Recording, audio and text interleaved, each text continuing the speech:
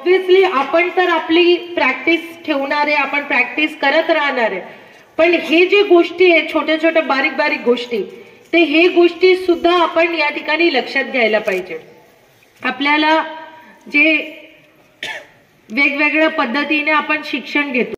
2 नंबरच्या ग्राउंडवर उद्घाटनाचा जो सामना आहे तो 17 वर्ष मुले खो खो दडगाव विरुद्ध अक्कलकुवा आणि 17 वर्ष मुली कबड्डी दडगाव विरुद्ध अक्कलकुवा. त्या ठिकाणी आजच्या कार्यक्रमाचे अध्यक्ष आदरणीय डॉक्टर सुप्रियाताई गावित यांच्या हस्ते त्या ठिकाणी मशालीचं रोपण होईल आणि त्यानंतर उद्घाटनीय सामना त्या ठिकाणी होणार आहे. मागे मागे मागे